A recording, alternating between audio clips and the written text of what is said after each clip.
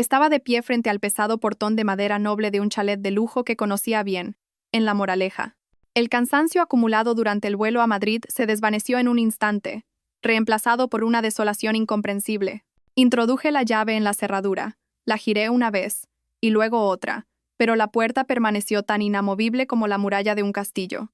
Convencida de que no podía haberme equivocado, lo intenté de nuevo, pero el resultado fue el mismo. La puerta estaba cerrada con llave desde dentro. Una vaga inquietud comenzó a filtrarse en mi mente. Había regresado un día antes a propósito para darle una sorpresa a mi marido, Javier. Durante nuestros 7 años de matrimonio, estas sorpresas románticas se habían vuelto cada vez más escasas, pero yo quería reavivar la llama entre nosotros. Sin embargo, la primera sorpresa del día parecía ser para mí. Saqué mi móvil y marqué el número de Javier. El tono sonó largo y nervioso. No contestó hasta el 5.º tono. Su voz sonaba extrañamente apurada y desconcertada. Dime, Sofía. ¿Ya has terminado de trabajar? Bueno, acabo de llegar. Estoy en la puerta de casa. ¿Por qué está cerrada desde dentro? Intenté mantener la voz lo más serena posible. Hubo un silencio de varios segundos al otro lado de la línea. A lo lejos, pude oír el murmullo de las olas y una música estridente. Javier no estaba en ninguna sala de reuniones. Mi corazón empezó a latir a un ritmo irregular. Es que estoy en una reunión muy importante con un socio. Probablemente no llegue hasta bien entrada la noche. Coge un taxi y vete a casa de tus padres a pasar la noche, ¿vale? Mañana voy a verte sin falta. Su voz estaba cargada de falsedad. Cada palabra que pronunciaba era una aguja que apuñalaba mi confianza. ¿Y dónde es esa reunión tan ruidosa que parece que estás en la playa? Le pregunté, notando un escalofrío que me recorría la espalda. Estoy en una reunión en Málaga, en la Costa del Sol. Me llama mi jefe. Tengo que colgar. Te llamo esta noche. Te quiero. Colgó apresuradamente, sin darme tiempo a preguntar más. Te quiero. Qué vacías y nauseabundas sonaron esas 2 palabras en mi cabeza. Las había oído miles de veces en los últimos 7 años, pero nunca me habían provocado tantas arcadas como hoy. Arrastré mi maleta, impotente, hacia la entrada de la urbanización. Estaba a punto de pedir un taxi para ir a casa de mis padres cuando Manuel, el conserje, que estaba haciendo su ronda, me vio y me saludó amablemente. Hombre, doña Sofía, ya ha vuelto de su viaje. Se le ve muy bien. Hola, Manuel. Sí. Acabo de llegar, forcé una sonrisa. Oiga, Manuel, ¿por casualidad ha habido alguien en mi casa hoy? ¿Cómo? ¿No se fue usted de viaje con la familia? El conserje me miró con los ojos como platos, sorprendido. Ayer por la mañana vi al señor Martínez llevando a la señora y al resto de la familia al aeropuerto. Me estuvieron contando, muy orgullosos, que se iban todos a Ibiza una semana a celebrar una buena noticia. Iba también una chica joven y muy guapa, según me dijeron. Era la novia del señorito Javier, y que había una gran noticia, un embarazo, así que se iban todos juntos a celebrarlo. El señor Martínez estaba exultante. Por fin iba a tener un nieto varón. Le di la enhorabuena, claro. Cada palabra del conserje fue un martillazo en mi cabeza. Buena noticia, novia, embarazo, Ibiza, toda la familia política. Mi mente se convirtió en un torbellino de información caótica y terrible. El telón de mentiras, cuidadosamente tejido por mi marido y su familia, acababa de ser rasgado sin contemplaciones por un tercero que no sabía nada. No recuerdo cómo me despedí del conserje. Cuando recuperé la conciencia, estaba de nuevo frente a aquel portón de madera, con una terrible determinación en la mirada. Tenía que entrar en esa casa. Necesitaba saber la verdad. Llamé a un cerrajero. Mi voz sonó tan fría y resuelta que hasta yo me sorprendí. El dolor y la traición se estaban condensando lentamente en una fuerza oscura, lista para destruirlo todo. La tormenta en mi interior no había hecho más que empezar. El cerrajero, tras batallar durante casi 20 minutos, se secó el sudor, cobró y se marchó a toda prisa, como si hubiera percibido el aire asfixiante que me oprimía. Un pesado clac metálico anunció que la cerradura se había abierto. Empujé la puerta con cuidado y entré en la casa que siempre había llamado con orgullo mi hogar. El aroma de las azucenas que mi suegra colocaba cada semana me golpeó en la nariz. Pero hoy, hasta ese perfume me provocaba náuseas. La casa estaba vacía, pero por todas partes había rastros de una partida apresurada. Unos cojines descolocados en el sofá, un vaso de agua a medio beber sobre la mesa. Mi corazón latía desbocado mientras me acercaba a la pared donde colgaban las fotos familiares, y allí me quedé helada. Entre nuestra foto de boda y las de nuestros viajes familiares de los últimos años, Había un nuevo marco, colocado en el lugar más destacado. En la foto, toda la familia política sonreía radiante en el aeropuerto. Mi suegro, mi suegra, mi cuñado y su mujer, y Javier. Él estaba en el centro, con una mano en el hombro de su madre y la otra rodeando la cintura de una joven desconocida. La mujer lucía una sonrisa triunfal, y un vestido fino dejaba ver claramente su vientre abultado. Parecían una familia perfecta, feliz y auténtica. Y yo, la esposa legal, no era más que una espectadora innecesaria, un estorbo. Un escalofrío me recorrió la espalda. Me tapé la boca con la mano para ahogar un sollozo. Tambaleándome, entré en el despacho de Javier, donde estaba el ordenador que compartíamos. Con los dedos temblorosos, introduje la contraseña. Nuestro aniversario de bodas. En cuanto se encendió la pantalla, lo primero que vi fue la confirmación de una reserva de un resort de 5 estrellas en Ibiza, reservado a nombre de Javier Martínez. Huéspedes: Javier Martínez. Lara Fuentes. Suite para parejas con vistas al mar. Duración: 1 semana. Una lágrima caliente rodó por fin por mi mejilla. Hice clic en la aplicación de la nube familiar compartida, ese espacio del que tanto presumía con mis amigas, mostrándoles nuestros momentos felices. Y entonces, el verdadero infierno se desplegó ante mis ojos. En una carpeta llamada Celebración Familiar en Ibiza, se estaban subiendo cientos de fotos.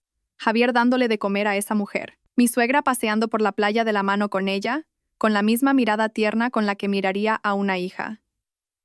Mi suegro con la mano en el vientre de ella, sonriendo con satisfacción. Toda la familia brindando con copas de champán. Javier y esa tal Lara estaban sentados en la cabecera de la mesa. Estaban felices, se divertían, celebraban su traición hacia mí. En su mundo, yo había sido completamente borrada. Pasé las fotos una por una, sintiendo cómo mi corazón se desgarraba. Había un primer plano del rostro de Lara.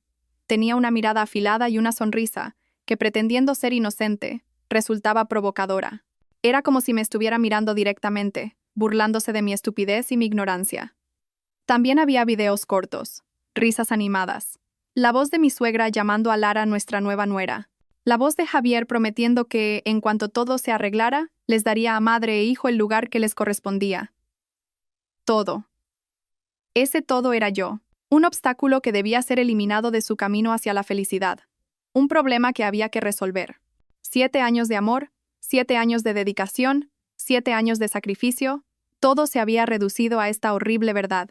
No solo me había traicionado mi compañero de vida, sino toda su familia, a quienes yo había respetado y querido como si fueran mis propios padres.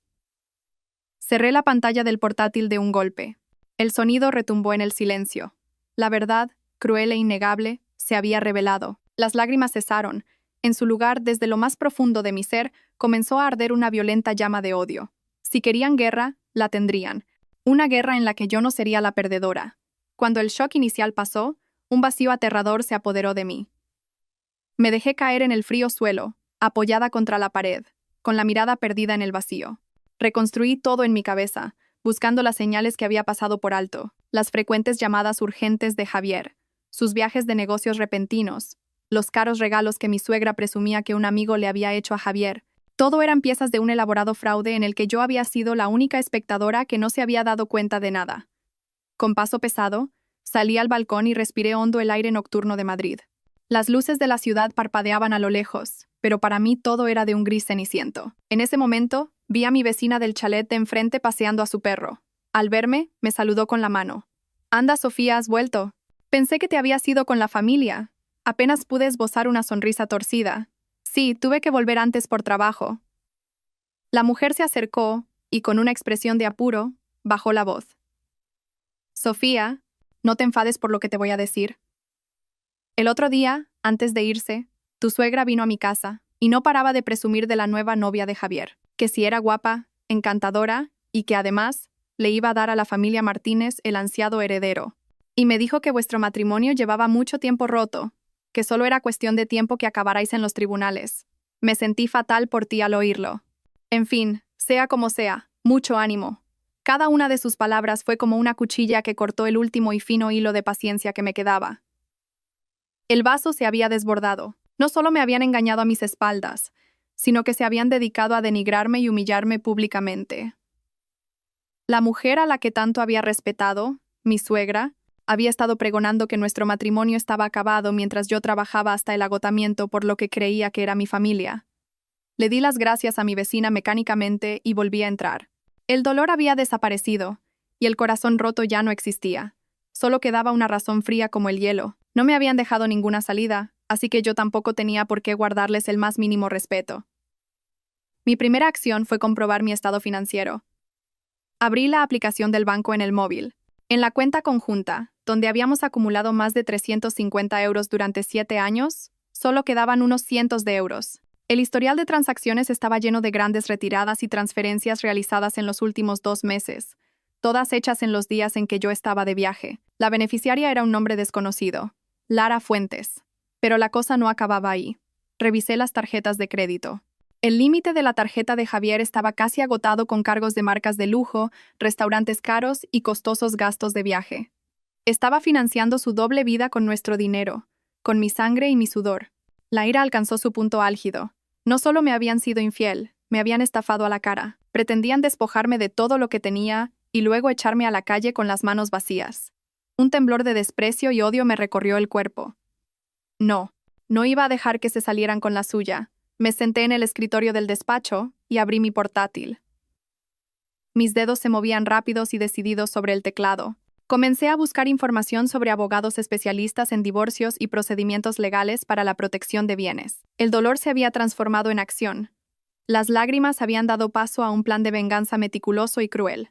Me habían enseñado una valiosa lección sobre la traición.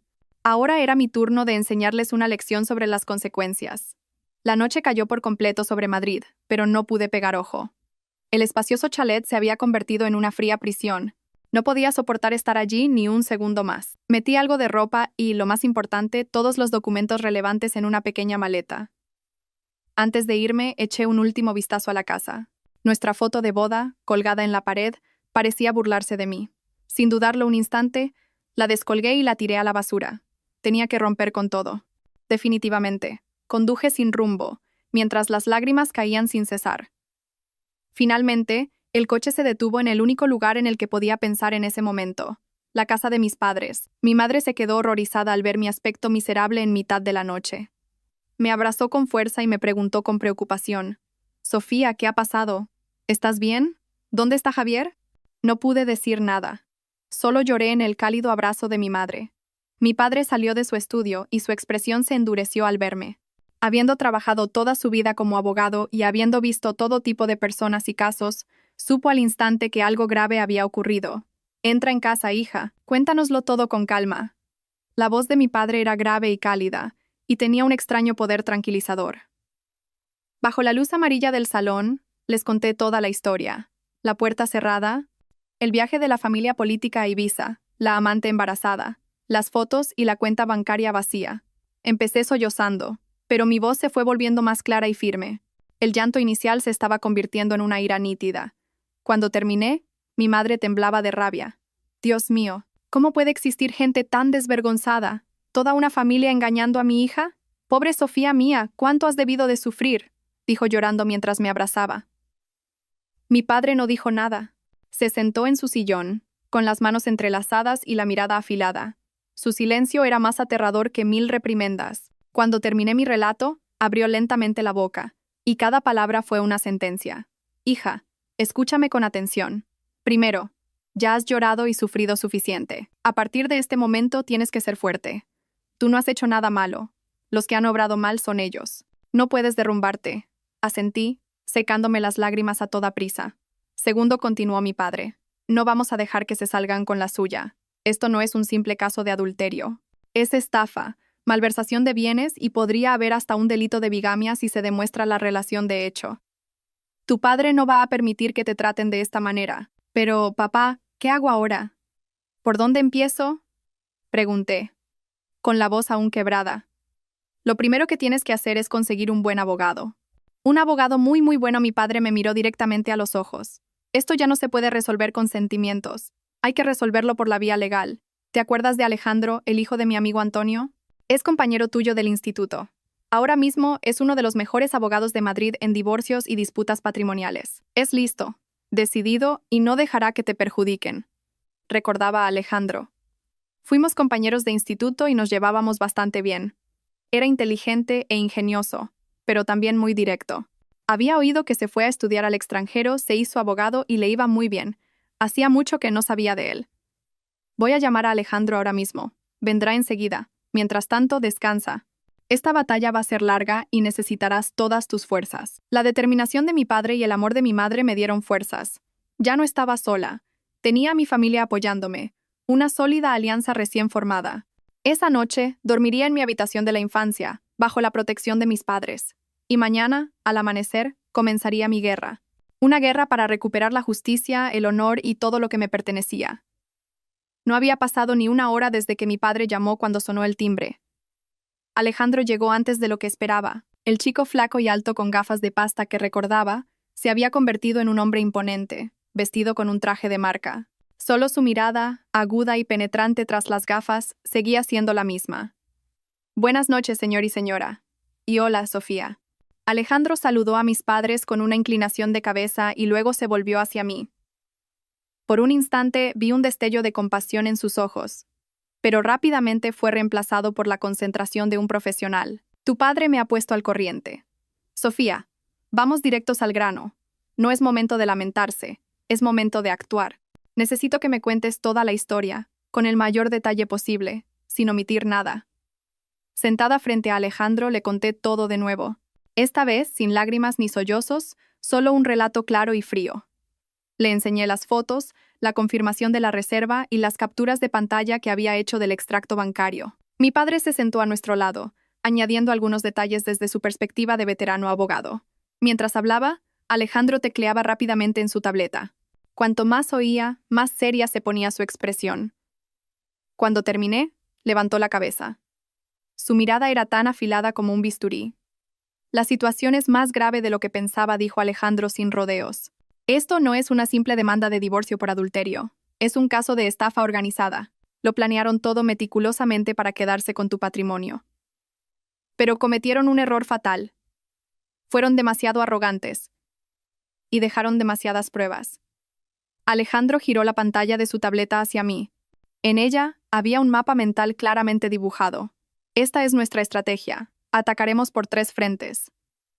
Primero, el adulterio y el incumplimiento unilateral del deber de fidelidad conyugal. Las fotos, los videos, el testimonio del vecino y los correos de la reserva son más que suficientes. Podemos presentar una querella por cohabitación con otra persona manteniendo una relación análoga a la conyugal, lo que podría acarrear consecuencias penales. Mi corazón latió con fuerza. Consecuencias penales. Nunca había pensado en llevar a Javier a ese extremo. Pero entonces recordé la imagen de él abrazando a su amante, la de su familia sonriendo radiante sobre mi dolor, y cualquier atisbo de duda se desvaneció. Segundo, continuó Alejandro, y lo más importante, el frente financiero. Tenemos que demostrar que Javier ha desviado bienes gananciales, malversado fondos, e incluso la posibilidad de que haya falsificado tu firma para obtener préstamos. Dijiste que es el director de la empresa familiar, ¿verdad? Necesitamos toda la información sobre esa empresa. Exigiremos una auditoría independiente. Sospecho que ha utilizado dinero de la empresa para comprarle una casa o un coche a esa mujer.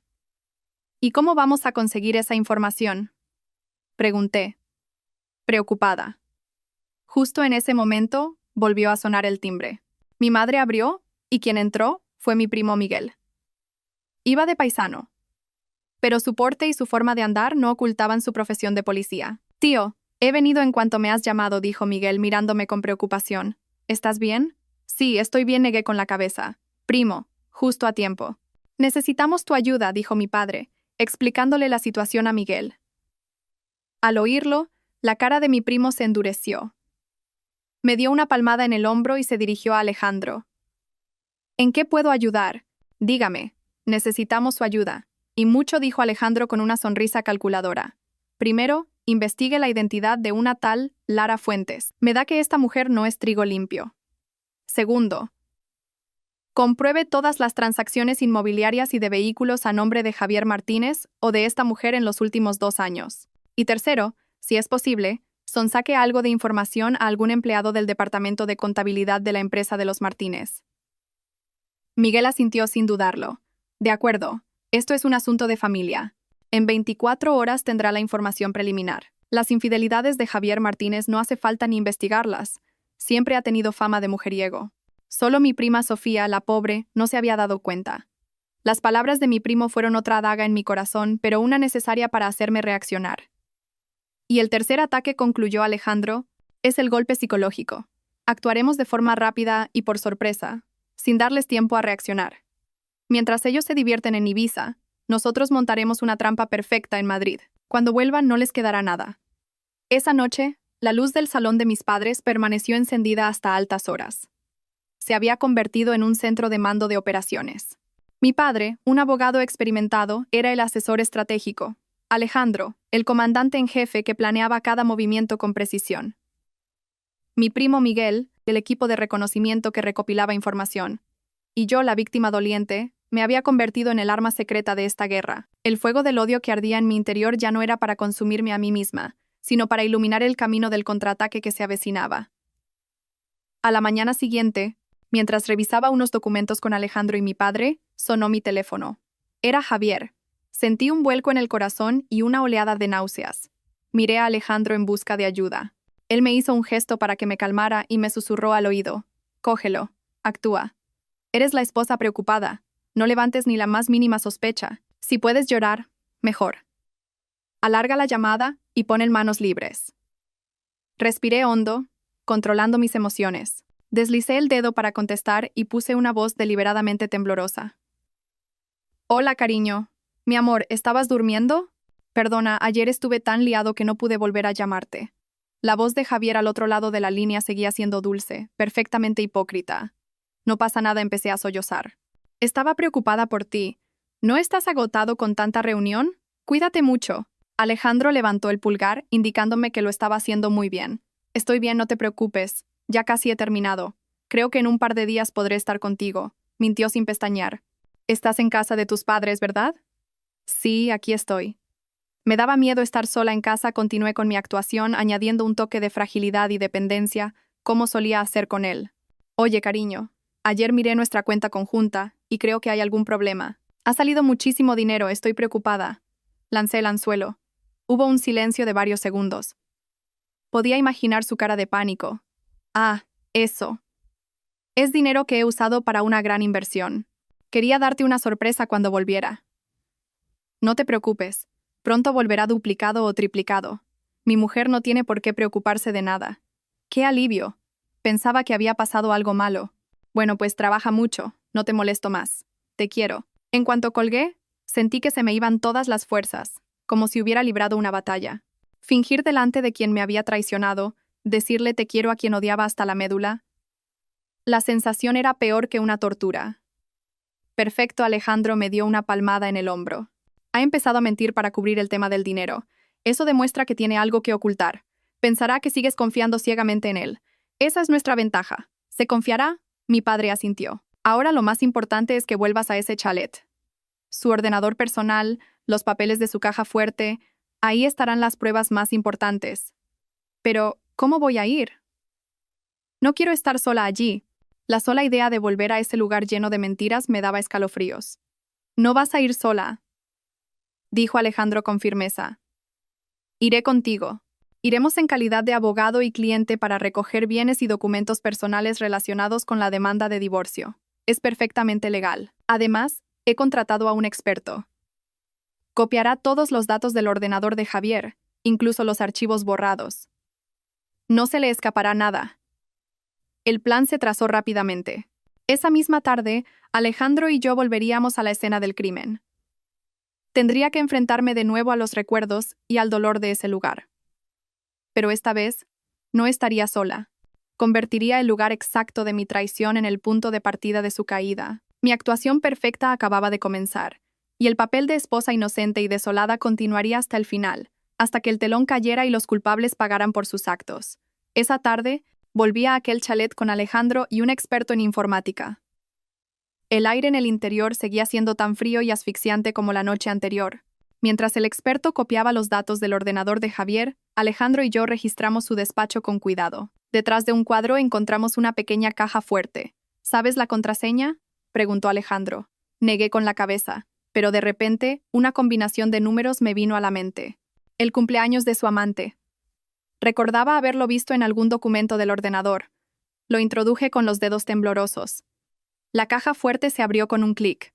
Dentro no había mucho efectivo, pero estaba llena de contratos de préstamo y documentos que nunca había visto. Lo más terrible fue descubrir que, en las casillas de prestatario y avalista, mi nombre estaba torpemente falsificado.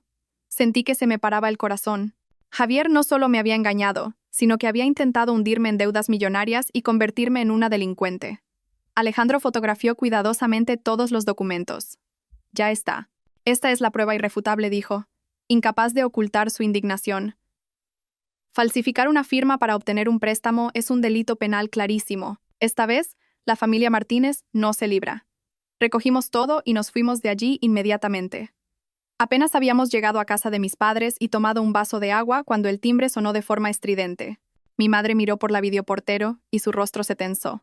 «Es tu suegra». Mi padre y yo nos miramos y luego miramos a Alejandro.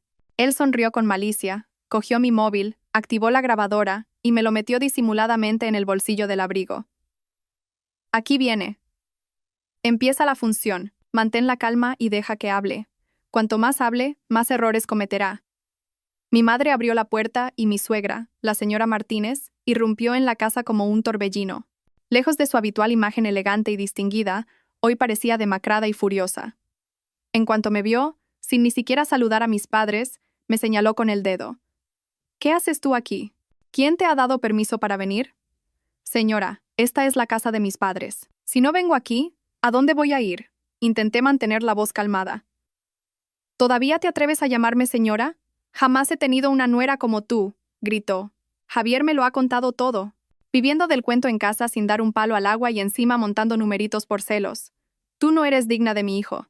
Mi padre se levantó de un salto, rojo de ira. «Consuegra, mida sus palabras. Esta es mi casa, y mi hija no es alguien a quien usted pueda insultar a su antojo». «Vaya, vaya, ¿cómo defiende a su hijita?», se burló mi suegra. «Pues se lo voy a decir bien claro. Mi Javier ha encontrado a alguien mucho mejor. La señorita Lara es guapa, encantadora y, además, lleva en su vientre al ansiado heredero de nuestra familia. Así que más le vale a su hija que se retire discretamente». Arrojó una carpeta sobre la mesa. «Este es el acuerdo de divorcio que he preparado. Fírmalo. Te doy un apartamento valorado en 700 euros como compensación por tu juventud perdida. Coge esto y desaparece de mi vista. No me hagas llegar a las malas. Ese puestecito de jefa de departamento que tienes en la editorial, puedo hacer que desaparezca cuando yo quiera». Miré aquel acuerdo de divorcio de pacotilla y el rostro descarado de la mujer a la que una vez había respetado. Sinceramente, la indignación me subió por la garganta, pero recordé las palabras de Alejandro. Respiré hondo, la miré a los ojos y dije con voz clara y fría: «Señora, ¿ha terminado de hablar? Si es así, puede marcharse. No voy a firmar este documento, ni voy a aceptar ninguna propiedad. Y en cuanto al divorcio, nos veremos en los tribunales». «¿Qué?». Su expresión era de puro shock. Nunca habría imaginado que su nuera, siempre dócil y sumisa, se atreviera a hablarle en ese tono. Cuando se disponía a gritar e insultarme de nuevo, Alejandro salió de la habitación. En su mano sostenía su móvil con la pantalla de la grabadora encendida. «Señora Martínez, buenas tardes.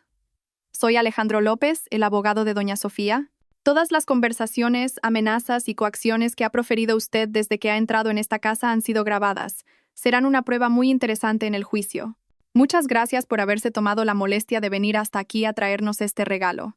La cara de mi suegra pasó del rojo al blanco, balbuceó señalándonos con el dedo, y se marchó tambaleándose, no sin antes soltar una sarta de insultos. La puerta se cerró de un portazo.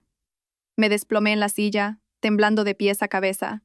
Alejandro detuvo la grabación y, sonriendo, me dijo: «La prueba ha venido a nosotros por su propio pie. El siguiente paso es ir a presentarnos a la futura señora Martínez». Esa noche, mi primo Miguel le envió a Alejandro un grueso dossier. La información sobre Lara Fuentes era reveladora. Tenía 24 años, era de una pequeña ciudad de provincias y había dejado los estudios pronto para venir a Madrid. Su historial laboral era difuso, pero su historial sentimental era muy llamativo. Se había especializado en relacionarse con hombres de mediana edad, ricos y casados. Javier no era su primera víctima, y probablemente tampoco sería la última. Una cazafortunas profesional, como sospechaba Alejandro. Lo más importante era que Miguel había descubierto la dirección del lujoso apartamento que Javier le había comprado a Lara. Un ático en el exclusivo barrio de Salamanca. a nombre de Lara Fuentes. Sin embargo, todos los pagos se habían realizado desde la cuenta de la empresa de los Martínez, bajo el concepto de gastos de proyecto. Malversación y apropiación indebida.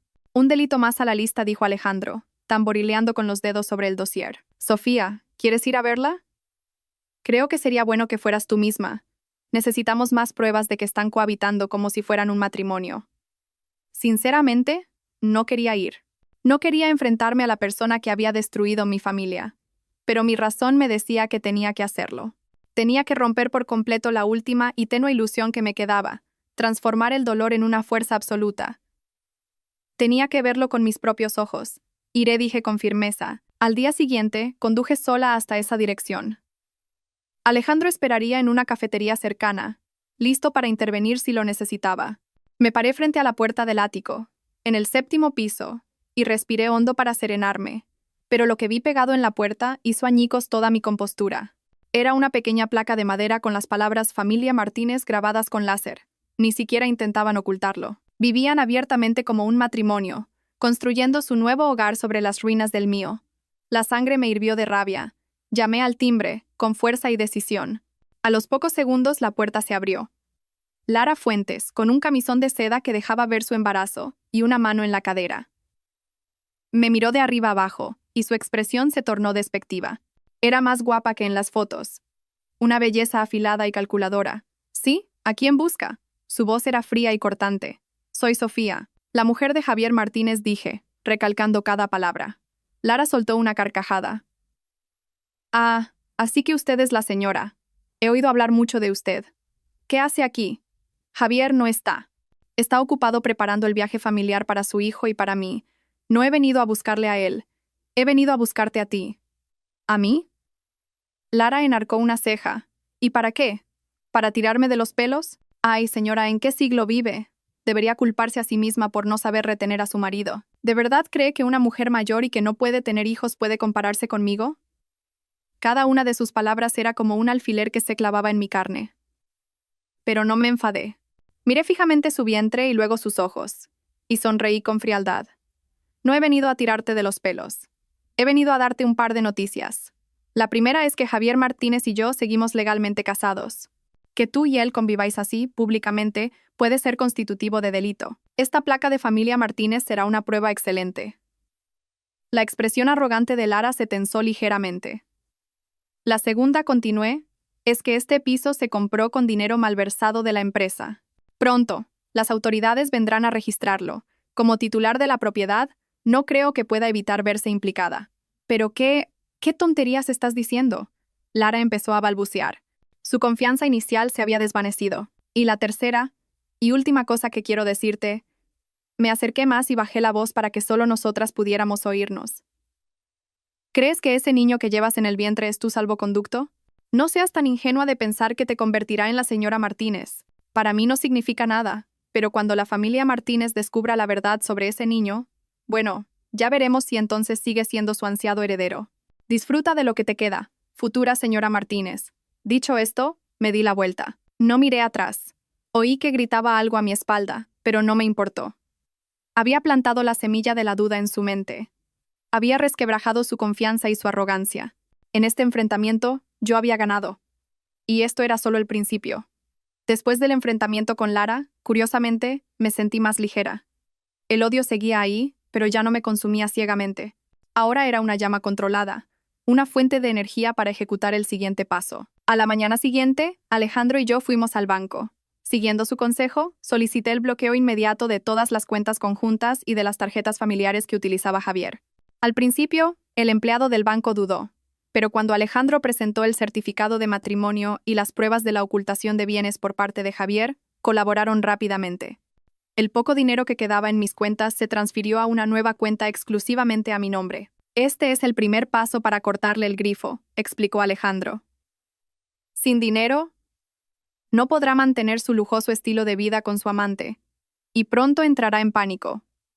El siguiente paso fue aún más audaz.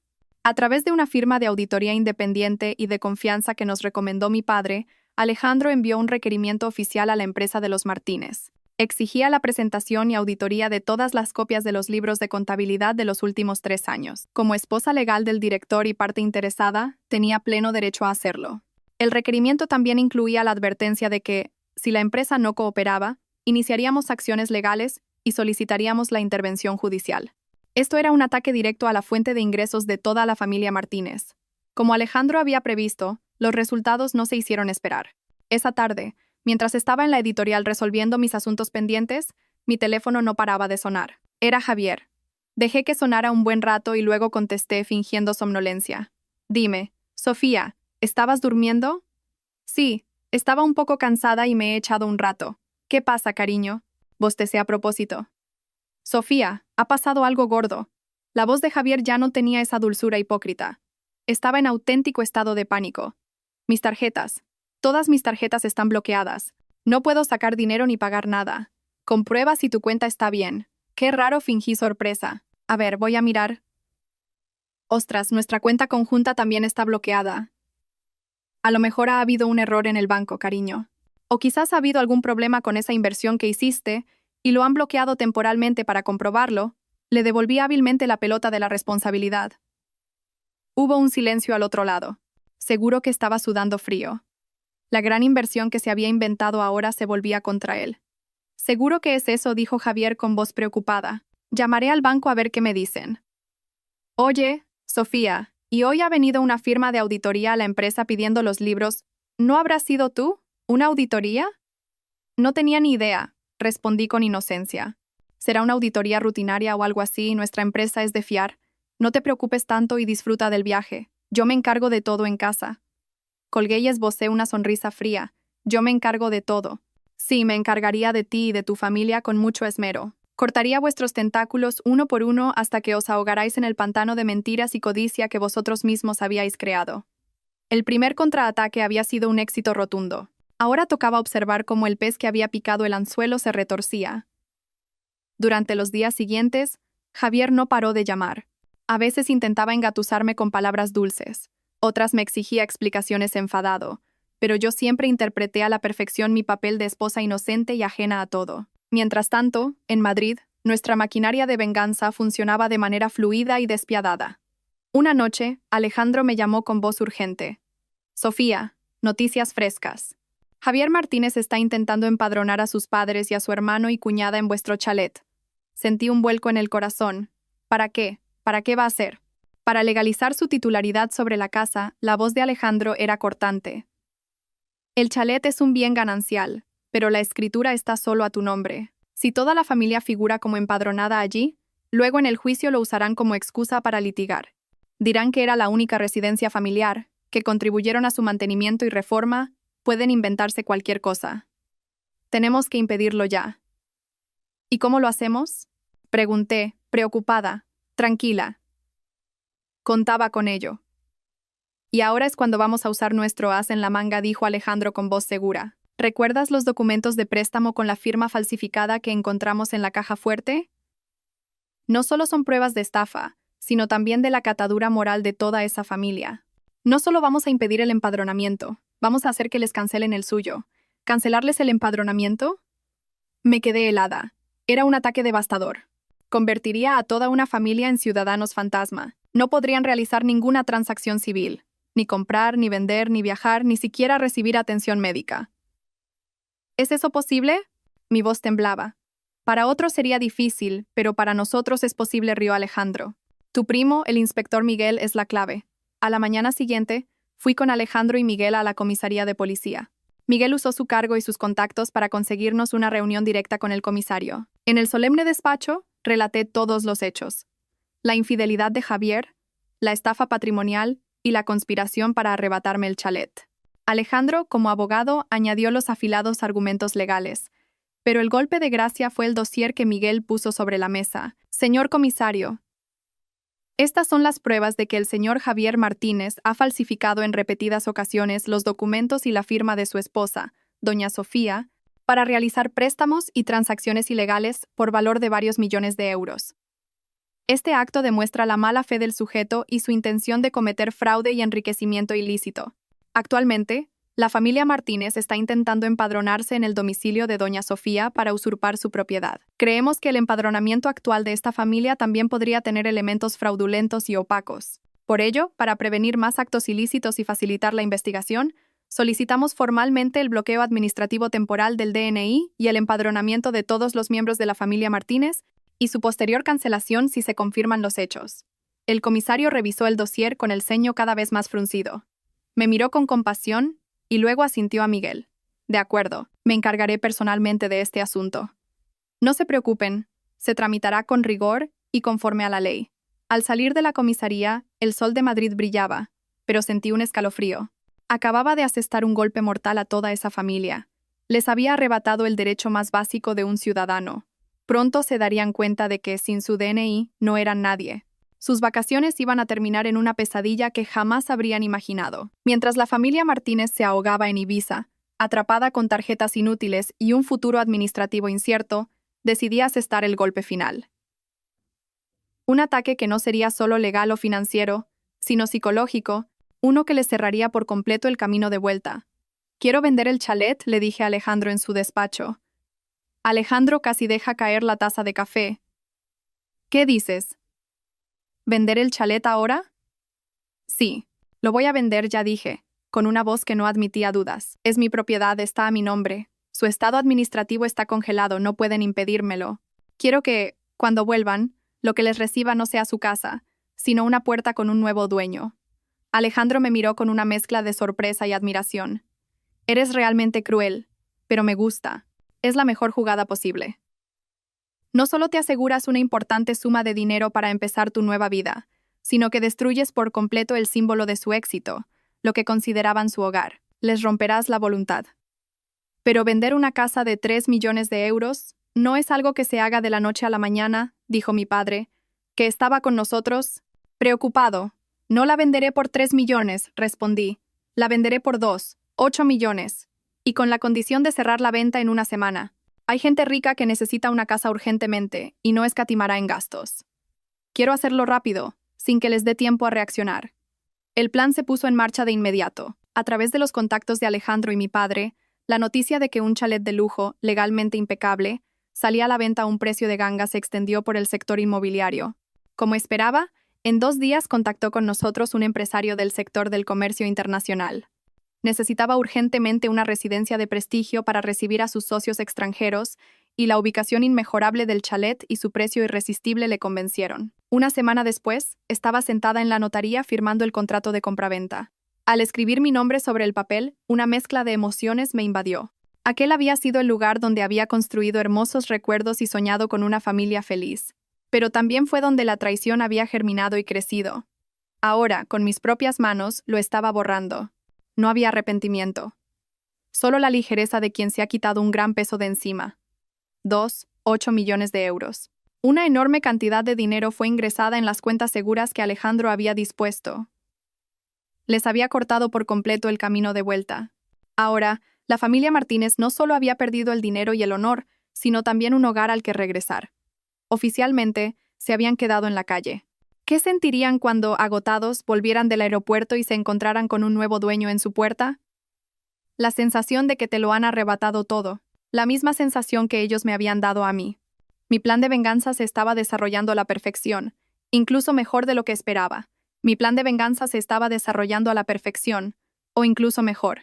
Cada uno de mis pasos hundía a la familia Martínez más y más en el pozo de la desesperación. Debería sentirme exultante, satisfecha, pero extrañamente, últimamente mi cuerpo se sentía cada vez más agotado.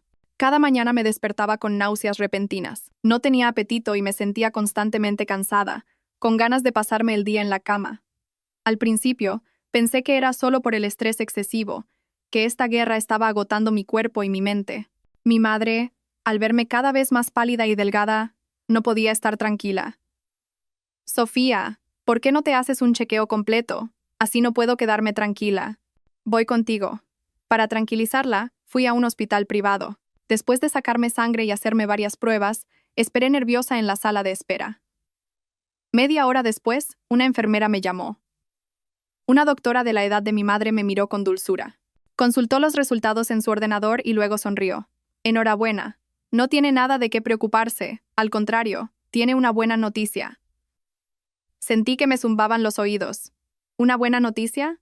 ¿A qué se refiere? Está usted embarazada, dijo la doctora, aún sonriendo. De unas 5 semanas. El saco gestacional está bien implantado en el útero.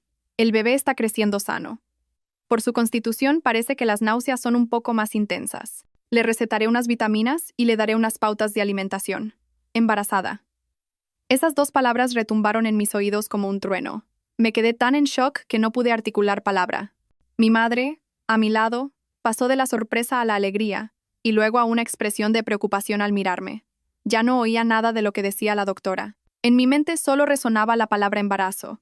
Una pequeña vida estaba creciendo dentro de mí. Una vida que era el fruto de este matrimonio fraudulento. Era mi hijo, pero también era el hijo de Javier. Todo mi plan de venganza, mi odio, mi determinación de acero, sentí que se desmoronaba en un instante. ¿Qué debía hacer con este niño? ¿Tenerlo? ¿Conservar el linaje de quien me había traicionado y pisoteado? ¿Y tener que recordarlo cada día al mirar a ese niño? Pero si lo interrumpía, un escalofrío me recorrió el cuerpo. Era mi hijo, mi sangre y mi carne. No podía ser tan cruel. Salí del hospital como un autómata. Mi mano apretaba inconscientemente la ecografía con un pequeño punto negro, un punto diminuto, pero con un peso de 1000 toneladas que lo cambiaba todo. Mi guerra se había vuelto mucho más compleja de lo que jamás había imaginado. Ya no luchaba solo por mí. Ahora tenía que decidir el destino de una vida inocente. El camino que tenía por delante se había vuelto, de repente, más incierto y oscuro que nunca. Los días posteriores a saber que estaba embarazada fueron los peores. Me encerré en mi habitación, sin querer ver a nadie, ni siquiera a mis padres. El conflicto interno me estaba destrozando. Por un lado, mi instinto maternal afloraba, queriendo proteger a esa pequeña vida en mi vientre. Por otro, mi razón me gritaba que ese niño era un error, el lazo de una maldita conexión con la familia Martínez que nunca se rompería. Mi plan de venganza se acercaba a su clímax, pero la aparición de este niño me hacía dudar. ¿Qué debía hacer? Mientras me ahogaba en mi propio pozo de desesperación, recibí una llamada de un número desconocido. No quería contestar, lo ignoré, pero el número insistió una y otra vez. Finalmente, harta, contesté dispuesta a despachar a quien fuera con 4 gritos. Diga, ¿quién es? ¿La señora Sofía? ¿La mujer de Javier Martínez? Al otro lado, una voz de mujer mayor, grave y algo ronca. Sí, soy yo. ¿Quién es usted? Pregunté, a la defensiva. Me llamo Carmen. Carmen Martínez. Soy la tía carnal de Javier. Me quedé helada. La tía de Javier. Nadie de la familia Martínez me había hablado nunca de ella. Que yo supiera, mi suegro era hijo único. Como si me hubiera leído el pensamiento, la mujer continuó. Se habrá sorprendido. Mi hermano, es decir, su suegro, el señor Martínez, rompió relaciones conmigo hace más de 20 años. Él prefiere que nadie sepa que existo. ¿Y por qué me llama a mí? Seguía sin fiarme. He estado observando sus movimientos estos últimos días, dijo Carmen. Sé lo de la infidelidad de Javier. Sé que toda su familia la engañó. Lo ha hecho muy bien. El bloqueo de las cuentas, la cancelación del empadronamiento, la venta de la casa. Ha sido usted muy decidida. Me recuerda a mí misma de joven. Había un pozo de amargura en su voz. La llamo porque quiero ayudarla. Dicen que el enemigo de mi enemigo es mi amigo. Y usted y yo tenemos un enemigo común, la familia de mi hermano. ¿Y por qué debería fiarme de usted? No le pido que se fíe de mí ahora mismo. Primero veámonos, dijo. Tengo algo muy interesante que enseñarle, algo que hará que la familia Martínez no pueda volver a levantar cabeza. La espero esta noche a las 8 en una cafetería llamada El Refugio, en la calle Serrano. Dicho esto, colgó. Me quedé sentada, aturdida. Mi mente era un caos. Una tía carnal con la que no se hablaban en 20 años aparecía de repente para ayudarme en mi venganza. Era demasiado extraño, pero en esta situación ya no tenía nada que perder. Decidí ir a verla. A las 8 en punto, llegué a la cafetería El Refugio, un pequeño local escondido en una calle tranquila. Carmen ya estaba sentada en una mesa al fondo. Parecía tener unos 60 años, con el pelo canoso, pero su mirada seguía siendo afilada y desprendía una mezcla de fortaleza y experiencia. No se parecía en nada a mi suegro. En cuanto me senté, fue directa al grano. Puso un viejo maletín de cuero sobre la mesa. Aquí dentro están todos los documentos originales del Grupo Martínez, dijo. La empresa que fundé junto a mi hermano, pero cuando empezó a ir bien, Él me echó con artimañas y se quedó con todas mis acciones. Aquí dentro está la prueba de cómo evadió impuestos. Creó empresas fantasma para desviar fondos y malversó dinero para amasar la fortuna que tiene hoy. En shock, fui pasando los documentos uno por uno. Cifras, firmas, contratos fraudulentos, pruebas irrefutables. Solo con esto mi suegro podría pasarse el resto de su vida en la cárcel. Pero esto no es lo más interesante, dijo Carmen, con una mirada compleja. Me entregó un papel amarillento por el tiempo. Este es el golpe de gracia. Cogí el papel. Era el resultado de una prueba de ADN. Sujetos de la prueba: Antonio Martínez, mi suegro, y Javier Martínez. Resultado: no existe relación de parentesco. Sentí que me iba a estallar la cabeza. ¿Javier no era el hijo biológico de mi suegro? Exacto, dijo Carmen, como si me hubiera leído la mente. Javier es el resultado de un desliz de mi cuñada, su suegra, con un antiguo amante. Mi hermano lo supo, pero necesitaba un heredero para mantener el honor de la familia, así que decidió criarlo como si fuera suyo. Pero en el fondo, nunca lo quiso de verdad. Por eso siempre fue tan estricto y represivo con él. Este es el mayor secreto de la familia Martínez, la vergüenza que él ha querido enterrar toda su vida. Ahora se lo entrego a usted. ¿Cómo lo utilice? Depende de usted. Miré alternativamente a la mujer que tenía delante y a las pruebas que sostenía en mi mano. La confusión sobre el bebé que llevaba en mi vientre se disipó en un instante, reemplazada por una fría determinación. Carmen me había entregado la espada más afilada, y yo iba a usarla para acabar con todo. Las vacaciones de la familia Martínez terminaron en desastre. No volvieron en clase business como a la ida, sino en un vuelo de bajo coste en mitad de la noche, después de haber tenido que pedir dinero prestado por todas partes. Todas sus cuentas estaban congeladas y sus tarjetas de crédito eran trozos de plástico inútiles. Volvieron consumidos por la ira, el cansancio y una confusión extrema. El primer shock les llegó cuando el taxi se detuvo frente al chalet. La familiar puerta de hierro había sido reemplazada por una más moderna, y lo que era peor, una familia desconocida estaba metiendo sus muebles. ¿Qué es esto?, gritó mi suegro. El señor Martínez. ¿Quién se atreve a entrar en mi casa? El nuevo propietario, el empresario, los miró extrañado. ¿Su casa? Creo que se confunden. Esta es mi casa, la he comprado legalmente y está todo escriturado a mi nombre. ¿Comprado? ¿A quién?, gritó mi suegra, con el rostro pálido como la cera. A la anterior propietaria, doña Sofía, respondió el hombre. El nombre Sofía cayó sobre la familia como un rayo. Javier se quedó paralizado, como si hubiera perdido el juicio. ¿Esa mujer? ¿Se ha atrevido a vender la casa? ¿A cortarnos el camino de vuelta a toda la familia? Humillados. Los Martínez tuvieron que alojarse en un motel barato. El segundo shock llegó cuando el señor Martínez intentó sacar dinero de su cuenta opaca y no pudo. Al ir al banco, le informaron de que, debido a una investigación policial, el DNI de toda la familia había sido bloqueado administrativamente, imposibilitando cualquier transacción. Sin casa, sin dinero y sin su condición de ciudadanos, la desesperación y la ira llegaron a su punto álgido. En medio de la locura, solo podían pensar en una persona: yo. Que yo había orquestado todo. Tengo que ir a buscar a esa maldita. La voy a descuartizar, gritaba mi suegra en la habitación del motel. Javier, que había estado en estado de shock durante días, ahora también estaba consumido por la rabia. No podía creer que su esposa, siempre dócil y sumisa, hubiera podido hacer algo tan atroz por sí misma. Tenía que haber alguien detrás. Pero fuera quien fuera, tenía que ir a buscarme y pedirme explicaciones. De acuerdo. Vayamos a su empresa, dijo Javier, rechinando los dientes. Le preguntaremos bien claro por qué le ha hecho esto a nuestra familia. Y le diremos que lo deshaga todo. Lo que no sabían es que eso era exactamente lo que yo estaba esperando. A la mañana siguiente, fui a trabajar a la editorial como cualquier otro día. Pero hoy estaba preparada.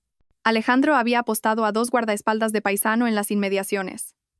Mi primo Miguel también había avisado a la comisaría de la zona para que estuvieran listos para intervenir en cuanto recibieran la señal. En la sala de juntas de la empresa, un proyector estaba listo, conectado a mi portátil, y en ese portátil estaban todas las pruebas. Había tendido una trampa perfecta, y las estúpidas polillas se dirigían directamente hacia el fuego. Me senté en mi despacho, sorbiendo una manzanilla para calmar los nervios. Mi mente estaba completamente serena. El telón del último acto estaba a punto de levantarse. Yo era la directora, y la familia Martínez, los protagonistas de la tragedia de sus vidas. Justo antes de salir de casa hacia la empresa, Recibí una llamada de Miguel. Su voz sonaba excitada. Sofía, ya tengo los resultados. Un regalo especial para el momento decisivo. ¿Qué resultados, primo? Pregunté, sintiendo cómo mi corazón se aceleraba. Días antes, después de haber sembrado la duda en la mente de Lara, le había pedido a Miguel que consiguiera muestras de pelo de Javier y de su hermano, así como un trozo de uña que Lara había dejado sin querer en el taxi cuando vino a mi casa a montar el escándalo. Era un método poco ortodoxo, pero en esta guerra no iba a escatimar en medios. Los resultados del ADN, la voz de mi primo tenía un tono significativo. Acabo de recibir el informe del laboratorio. Siéntate y escucha. El niño que lleva esa mujer en el vientre no es de Javier. Me quedé helada por unos segundos. ¿No es de Javier? Entonces, ¿de quién? De su hermano. De Pablo. Otro shock. Pero esta vez no fue doloroso. Al contrario, sentí una satisfacción escalofriante. Esta obra de teatro tenía un giro más propio de un culebrón de lo que había imaginado. La amante a la que Javier tanto quería, el heredero que toda la familia Martínez tanto ansiaba, resultaba ser el fruto de un incesto y de una doble traición. El hermano mayor se acostaba con la amante, y el hermano pequeño también. Esta familia estaba podrida desde la raíz. Gracias, primo. Es un regalo muy valioso, dije con voz fría. Envíame el informe ahora mismo. Recibí el archivo del informe al instante. Las letras y los números que contenía eran la sentencia de muerte del orgullo de Javier y su familia. Esta era el arma de destrucción definitiva. Ahora lo tenía todo en mis manos, desde las pruebas financieras y las grabaciones hasta el secreto más íntimo. Con calma, guardé el archivo del informe en una carpeta aparte llamada Final. Todo estaba listo. Me miré en el espejo arreglando mi atuendo. Hoy llevaba un traje de chaqueta color vino tinto, el color del poder, el color de la sangre. Me maquillé cuidadosamente para ocultar el cansancio y mostrar solo un aspecto afilado y frío. Ya no era la víctima, hoy era la juez. Al llegar a la empresa, pedí a la dirección y a los jefes de departamento que se reunieran en la sala de juntas para una reunión urgente. Les dije que era un asunto personal, pero que podría afectar a la reputación de la empresa, y les invité a presenciar la función.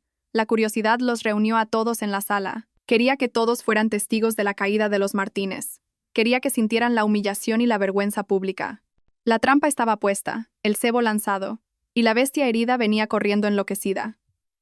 Sobre las 10 de la mañana, la familia Martínez irrumpió con estrépito.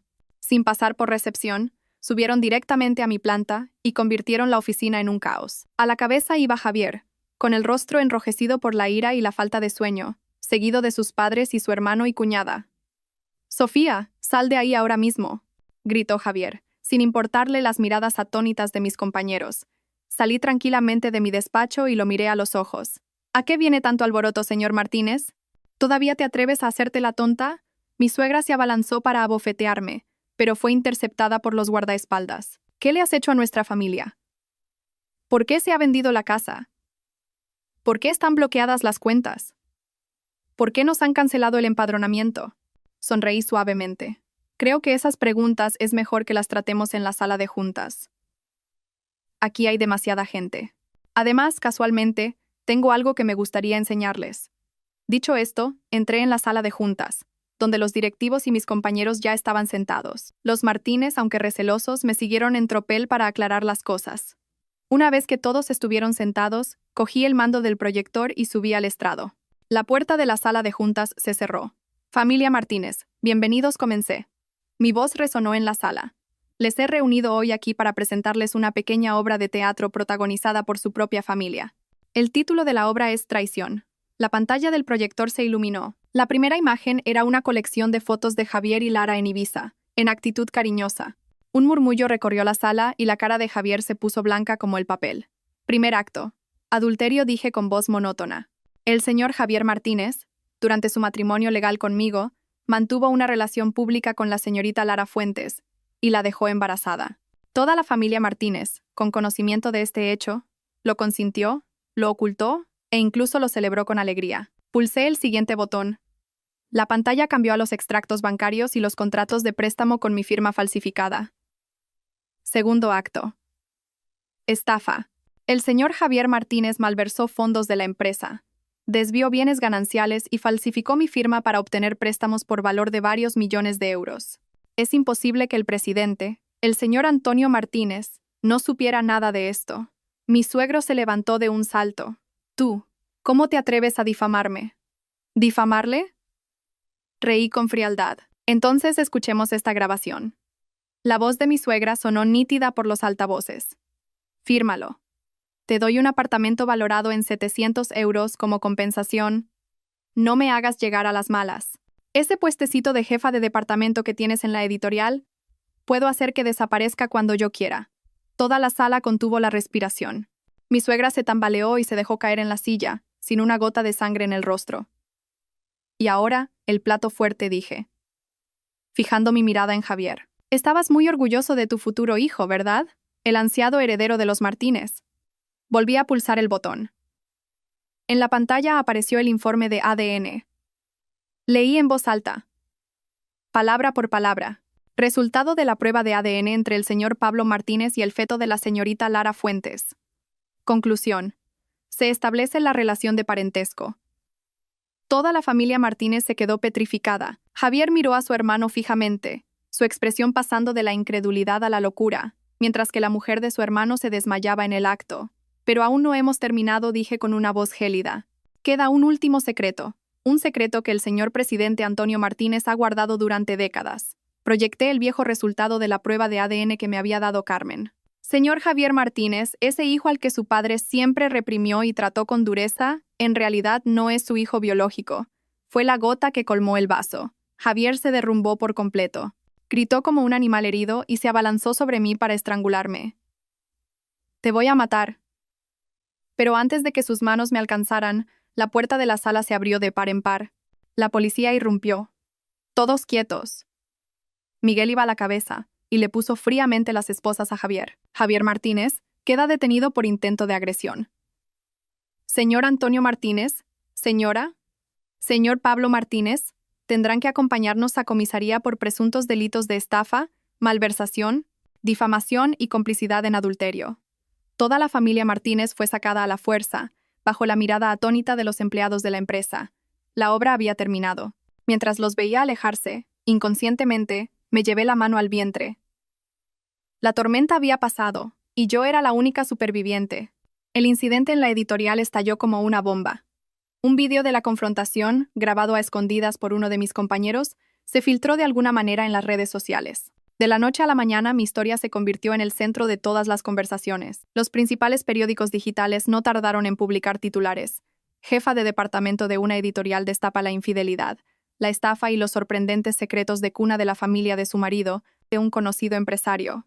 La tormenta mediática fue tremenda, pero esta vez, en lugar de engullirme, me impulsó. La opinión pública estaba casi al 100% de mi lado. Me llamaban la Rosa de Acero, elogiando mi inteligencia, mi fortaleza y mi determinación. La gente estaba indignada con el comportamiento de la familia Martínez, condenando la crueldad de Javier, el descaro de mi suegra y la corrupción de toda una familia. Los foros de mujeres ardían, tomando mi historia como un ejemplo de cómo defenderse en un matrimonio. En el ojo del huracán, opté por el silencio. Pedí una excedencia larga y volví a casa de mis padres, evitando toda la atención mediática. Lo único que me importaba ahora era la pequeña vida que crecía en mi interior. Esa noche estaba sentada en el salón con mis padres. Mi padre, después de leer un artículo sobre mí, me miró durante un largo rato. «Hija, ¿qué piensas hacer con el niño?», preguntó con su voz grave y cálida. Acaricié mi vientre en silencio. Mi madre me cogió la mano y me dijo con una mirada llena de amor: «Tomes la decisión que tomes. Tu padre y yo siempre estaremos a tu lado. Si quieres tenerlo, te ayudaremos a criarlo. Es nuestro nieto, sangre de nuestra sangre. Él no tiene la culpa de nada». Las palabras de mi madre hicieron que se me saltaran las lágrimas. Tenía razón. El niño no tenía la culpa.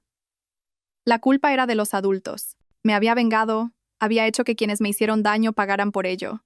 No podía ahora, por mi propio odio, arrebatarle el derecho a vivir a una vida inocente.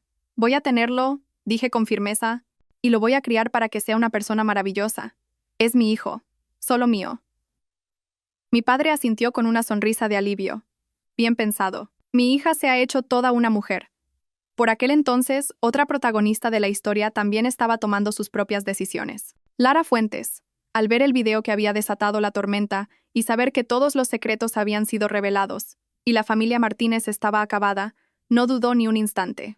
Con la agilidad de una estafadora profesional, Lara recogió todo el dinero en efectivo que le quedaba, hizo las maletas y desapareció sin dejar rastro. Cuando la policía fue al lujoso ático de Salamanca, solo encontró una habitación vacía y la placa de familia Martínez tirada en el suelo. Había huido lejos, con el dinero ilícito y un feto de futuro incierto, dejando solo un desastre tras de sí para quienes una vez le habían jurado lealtad. Unas semanas después, cuando todo se había calmado, recibí una carta del centro penitenciario.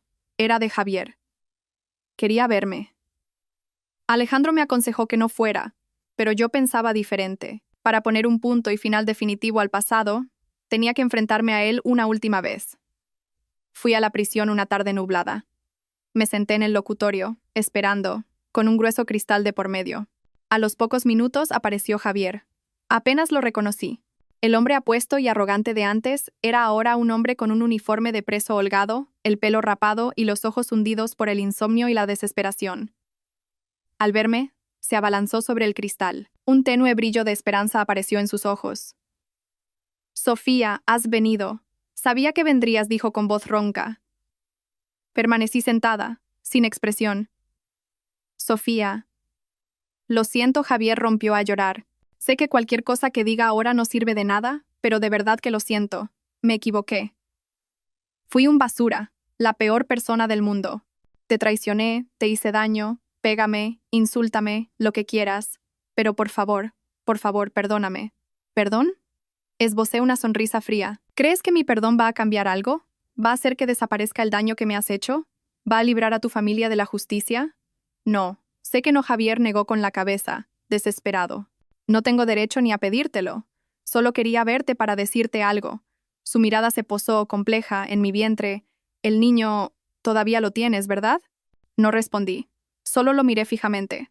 «Sofía, por favor», suplicó, pegando las manos al cristal. «Cuida de nuestro hijo. Él no tiene la culpa de nada. Es mi sangre. Por favor, dame la oportunidad de ser su padre. Aunque sea desde la cárcel. Cuando salga, trabajaré como una bestia toda mi vida para compensaros a los dos». Mi hijo, le corregí con voz gélida. «Este niño es mi hijo. No tiene nada que ver contigo ni con la familia Martínez». Javier se quedó helado, pero luego asintió con amargura.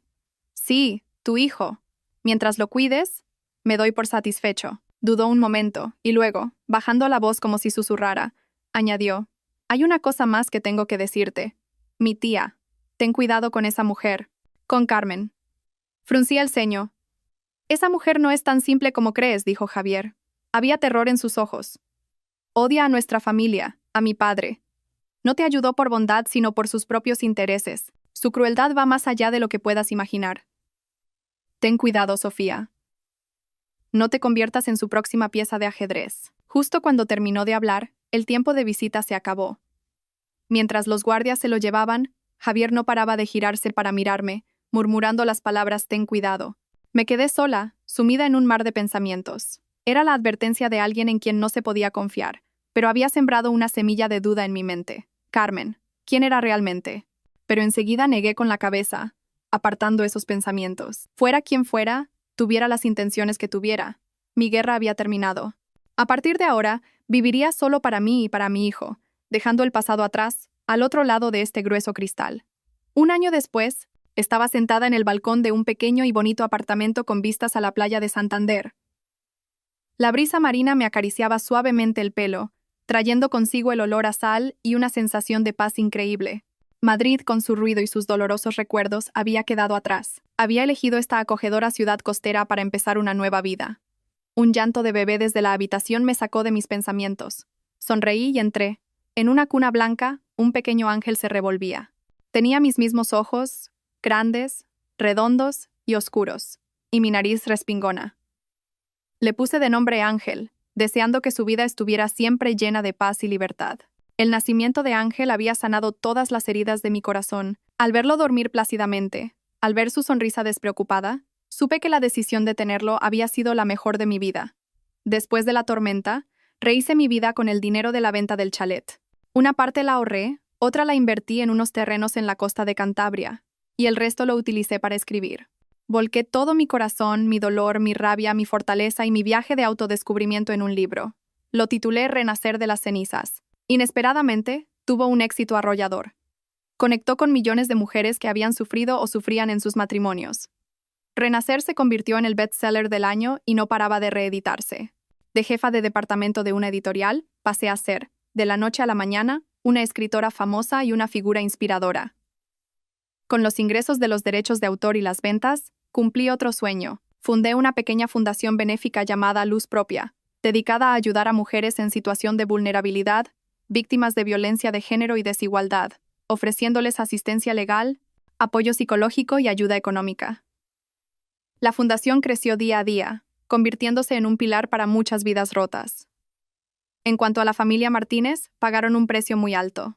El señor Martínez fue condenado a 15 años de prisión por evasión fiscal, malversación y numerosos otros cargos. El grupo Martínez quebró y todos sus bienes fueron embargados para pagar las deudas.